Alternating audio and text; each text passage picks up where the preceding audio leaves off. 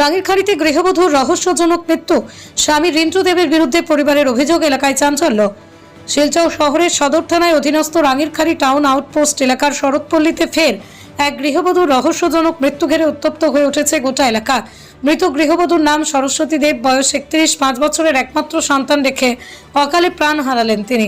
সরস্বতীর মৃত্যুতে শোকস্তব্ধ পরিবার, ক্ষোভে ফুঁসছে প্রতিবেশীরা। নিহতের পিত্রালয় নেই, মা বাবা অনেক আগেই প্রয়াত। বুধবার দুপুর 12:30টার সময় সরস্বতীর আত্মীয়রা খবর পান শরৎপল্লী নেতাজি লেনের স্বামীর বাড়ি থেকে তাকে নিয়ে যাওয়া হয়েছে শিলচর মেডিকেল কলেজ হাসপাতালে, কিন্তু তখনই সব শেষ। ওই দিন সকাল নির্যাতনের মাত্রা চরমে পৌঁছয়, তার ফলে মৃত্যু হয়েছে সরস্বতী। স্থানীয় বাসিন্দাদের অভিযোগ, রিন্টু দেব তার পরিবারের লোকজন দীর্ঘদিন ধরেই সরস্বতীর সঙ্গে দুর্ব্যবহার করছিলেন। স্থানীয়দের ভাষায় ওই বাড়ি থেকেই মাঝে মধ্যে চিৎকার চেঁচামেচি শোনা যেত। এই প্রতিবেদন লেখা পর্যন্ত মৃতদেহ শিলচর মেডিকেল কলেজ হাসপাতালে ময়নাতদন্তে রাখা হয়েছে। মৃত্যুর প্রকৃত কারণ উদ্ঘাটন করে অপরাধীদের দৃষ্টান্তমূলক শাস্তি দেওয়া হোক, এমনটাই চাইছেন সকলেই। হিজুর রহমান বড়ভূঁইয়ার রিপোর্ট, বিএম নিউজ 24। ঘটনাটা কিতা হইছিল? আমার আগর রবিবারে গেছে 4টার সময় বিকালে দিয়া হয়েছে বর্দা হই আমি হচ্ছে বর্দা, তো আমরা গড় বদলাইতাম, গড় দেখাতে গেছে আর মোবাইলটার দিও, মোবাইলটার ব্যাটারি নষ্ট হয়ে গেছে। এখন না সত্যি তো আগের মতো হয়ে গেছে, অসুখ হয়ে গেছে। আমি হচ্ছে বই রয়েছে না, মেডিকেল লইয়া যাই, মেডিকেল নিলে সব চিকিৎসা হয়। আগে তো একবার লইয়া যাবাইছে, এখন লইয়া যায়। এখন যদিও আমি সামনে যাইতাম, আমি কাজে তাইরে পয়সা কই পাইতাম আর তাইরে তুই আমি কই কাজে যেতাম, তাইরে খেয়ে দেখো। আমি যে আমার জামাই আমারে দেখান না, আমি তো একলা থাকি জামাই আর আপনি বিয়া করছেন, আপনি লইয়া দিচ্ছেন না, জামাইয়ে যদি বউরে দিতে জামাইরে দেখে না, আর জামাইয়া যদি বউরে দেখে না, কিরকম সমস্যা করবা। আপনারা তো গরম ভর্তি, তোমার মাও আছে, তোমার ভাইও আছে, 4-5 তারা রকম এটা করছি। তারপরে যখন আমি আমার নন্দরে ফোন করছি দুপারে, কইলাম গোপালের সঙ্গে কথা হোক, গোপালের সঙ্গে কথা হচ্ছে না, গেছে কি এরপরে আবার বিলাই দিও লক্ষ্মী সারা কথা গেছে, জানি না কি নাম মারা গেছে, যে কি নাম?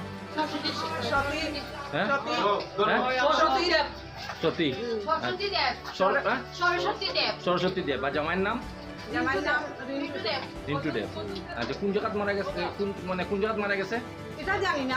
আমরা বাইরে আসলাম, তারা ফোন করে হচ্ছে মারা গেছে। আজকে ছিল।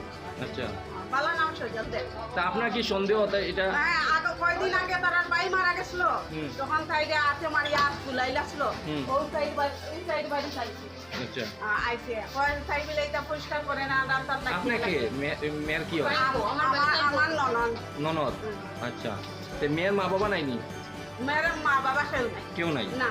আচ্ছা, মা বাবা কেউ নাই, বড় ভাই আছে আর ছোট ভাই ওরকম যখন তার ঘরে যেহেতু আগে গত বছর ওরকম তারও ওরকম অসুস্থ হয়েছে। এরপরে বিয়া পরিষ্কার করি আর 2 মাস পরে আমার দেওয়ারও নাইনি পাত্তা, দেওয়া আছে। তা আপনার সন্দেহ যে এটা মারা হয়েছে?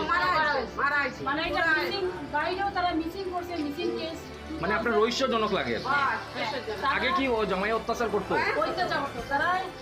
বিয়া হয়েছে কত বছর হয়েছে?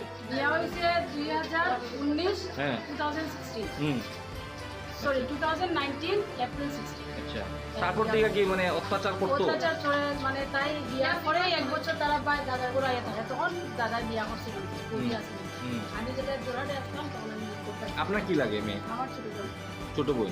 আচ্ছা আচ্ছা, আপনার কয় বোন? 4 বোন। আচ্ছা, সরস্বতী দেব, জামাইয়ের বাড়ি দেব। আচ্ছা, বাবা দাস ছিল। আপনার নাম কি? আমার নাম রূপা রয়। রূপা রয়। আপনার? লক্ষ্মী পাল। আপনার? আমার বাবলি দাস। আচ্ছা, আপনার থানায় কোনো এফআইআর করছেন নি? করছেন? এফআইআর কপি আছে?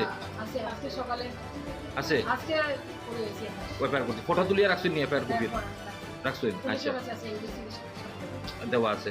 আচ্ছা, তা আপনার কি চাই এখন বর্তমানে?